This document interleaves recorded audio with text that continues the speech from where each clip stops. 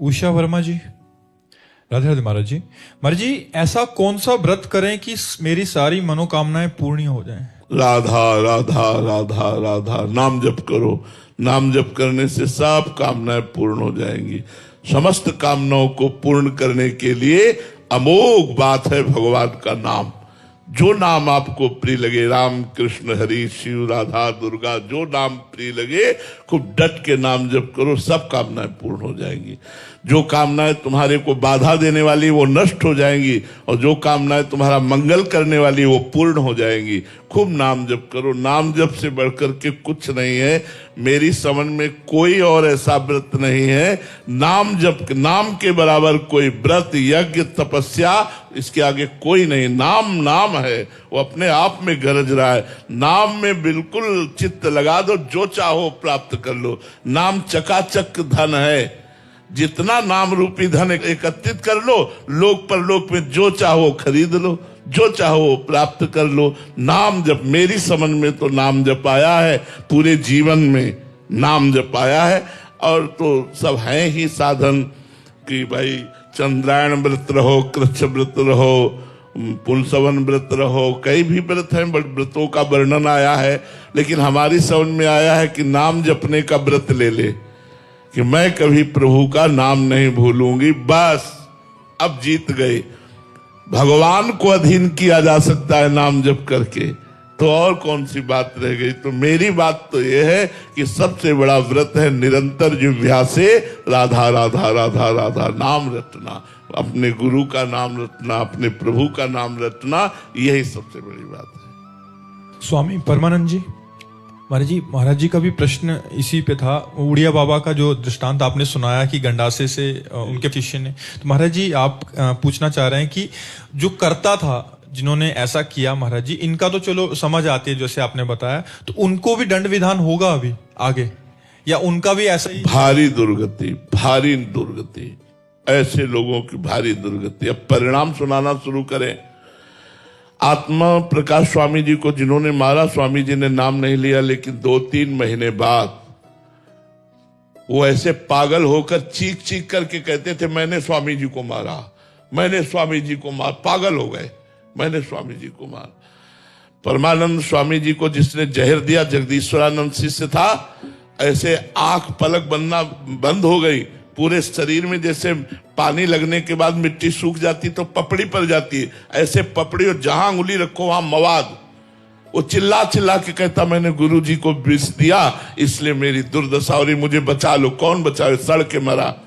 जब वहां सैनपुर में थे तब खबर आई कि मरा, जगदीश्वरानंद मर गया। अरे संत का अपराध करने वाला, संत को दुख देने वाला, संत द्रोही, गुरु द्रोही कभी चैन से जी सकता है? अरे उनका विनाश निश्चित, घोर नरकों की प्राप्ति, और पता नहीं कितने कल्प के बाद उनको अवसर मिलेगा उद्धार का। नरकों में भूंजे जाते हैं ऐसे लोग, प्रेत योनि को प्राप्त होते हैं, दुखमय योनियों को प्राप्त होते हैं। संतों को मारना पीटना ये सब। अब आप बताओ, पाल घर में दिन का समय, मान लो संध्या है, सैकड़ों लोग गांव के लोग हो, वो बबर शेर तो नहीं था ना, क्यों खा जाएगा सबको। साधु वेश था।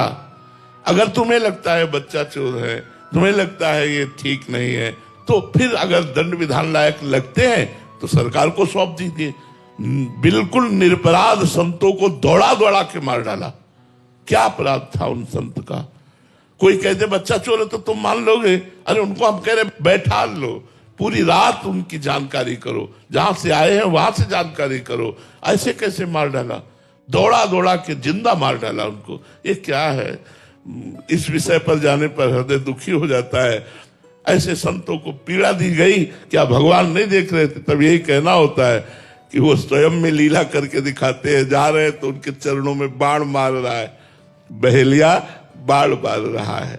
एक परब्रह्म परमात्मा की अंतर ध्यान लीला इस तरह से हो रही जगदीश्वर द्वारिकाधीश की कि उनके दाहिने चरण पर बाण मार रहा है, और भगवान पर। तो ये भगवान की लीला ही है। बकाया हम इतना जरूर कहेंगे कि अगर प्राकृतिक माया के वश संतों से गलती भी बन जाए तो उन्हें क्षमा ही करना चाहिए। उनको दंड नहीं देना चाहिए, उनका तिरस्कार नहीं करना चाहिए, उनका अपमान नहीं करना चाहिए। वो भगवत स्वरूप हैं, कोई मायाकृत लीला बन भी जाए तो नमस्कार ही करना चाहिए। महाराज जी, अभी साधारण जीव कोटि में आते हैं, ये तो महापुरुषों की बात होगी। तो महाराज जी, उसमें अगर कोई हमें आक्रमण कर रहा है, दुर्व्यवहार कर रहा है, या ऐसा हमारे साथ प्रतिकूलता का व्यवहार कर रहा है, तो इसमें कर्ता का क्या दोष महाराज जी? उसको दंड विधान वो हमारे ही विधान से आया है क्या? उसका विधान में हाँ, जैसे कर्म से प्रेरित होकर के आप हमसे, हमारा कर्म आपको प्रेरित कर रहा है कि आप हमें मारो, हमारा प्रारब्ध है, तो आप विवेक के द्वारा रोक सकते हैं उसे। अगर नहीं रोके तो आप क्रियमाण के कर्ता भी बन गए, उसका तो प्रारब्ध भोग हो गया, आपका क्रियमाण बन गया, आपको दुर्गति भोगनी पड़ेगी। विवेक के द्वारा आए हुए वेग को रोका जा सकता है। हमारा प्रारब्ध है कि हम ये करें, तो हम विवेक के द्वारा उसे रोक सकते हैं। प्रारब्ध इतना बलवान नहीं जितना विवेक बलवान है। विवेक भगवत प्राप्ति कराता है, विवेक सत्संग के द्वारा प्राप्त होता है, संतों के संग के द्वारा प्राप्त होता है। ऐसा नहीं कि मेरा प्रारब्ध है पिटने का और आप मुझे पीट रहे तो आप निर्दोष हैं। आप हमारे भारतीय कानून में भी दोषी हैं और भागवतिक कानून में भी दोषी हैं, दोनों में दोषी पाए जाएंगे, क्योंकि आप विवेक के द्वारा रोक सकते थे, लेकिन आपने क्रोधावेश में आकर दंड दिया, तो उनका तो प्रारब्ध निपट गया, आपका क्रियमाण बन गया, अब आपको भोगना पड़ेगा। किरण बालाजी गुरुग्राम से, राधे राधे महाराज जी। महाराज जी, प्रेम और मोह में क्या अंतर है?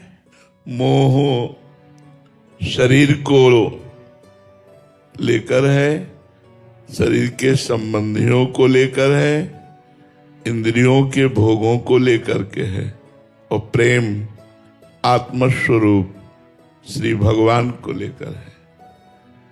आत्मरति, कृष्णरति, रामरति, इसे प्रेम कहते हैं। जो सच्चिदानंद से है उसे प्रेम कहते हैं। जो त्रिगुण माया के द्वारा रचित आसक्ति है उसे मोह कहते हैं, काम कहते हैं, राग कहते हैं। ये मोह अज्ञान जनित है। शरीर को मैं मानकर इंद्रियों के द्वारा भोगे जाने वाले भोगों में सुख बुद्धि, यही मोह है।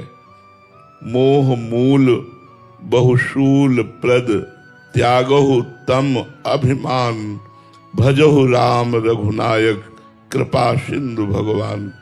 जो कृपा सिंधु भगवान का भजन करते उन्हें प्रेमी कहते हैं। जो ब्रह्मबोध संपन्न महापुरुष हैं वो आत्माराम आत्मरति में रहते, आत्म प्रेम में।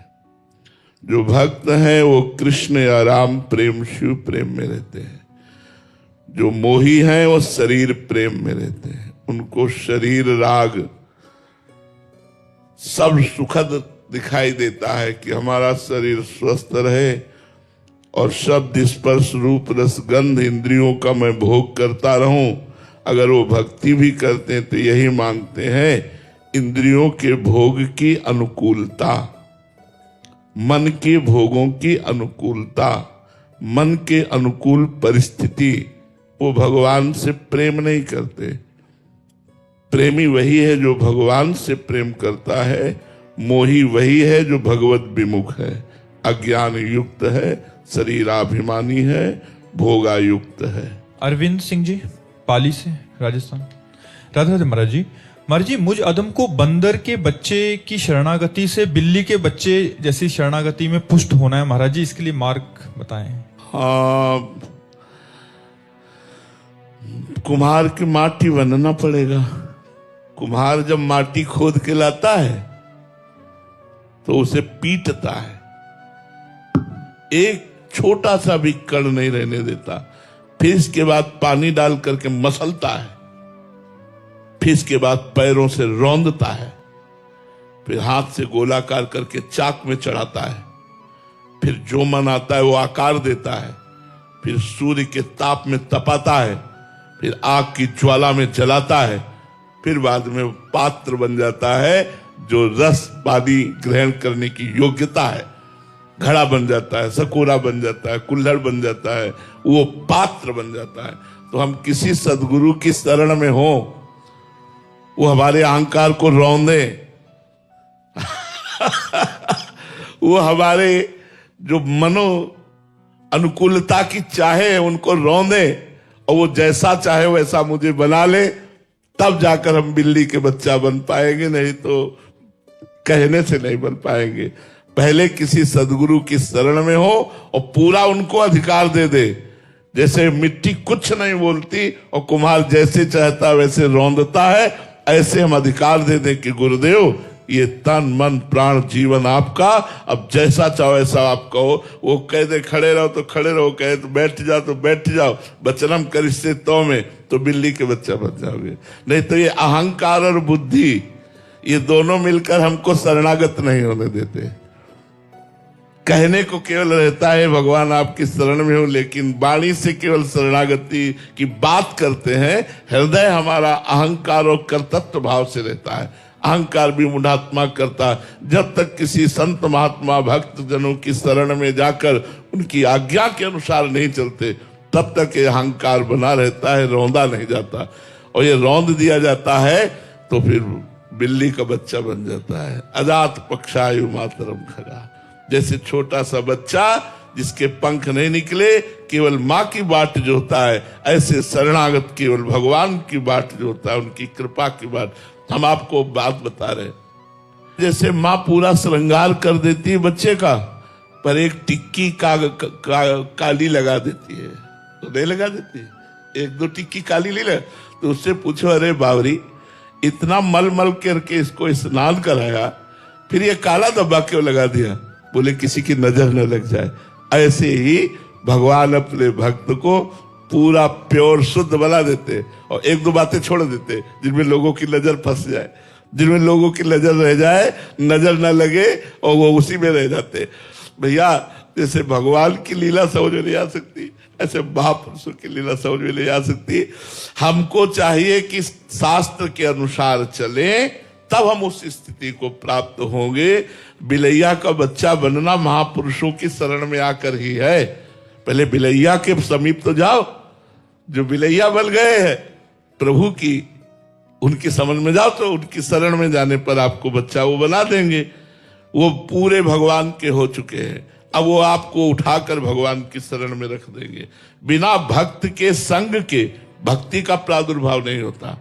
भक्ति स्वतंत्र सकल सुख खानी और बिन सत्संग न पावे प्राणी। बिना सत्संग के, बिना साधु कृपा के साधुता नहीं आती, भक्ति नहीं आती, ये पक्की बात है।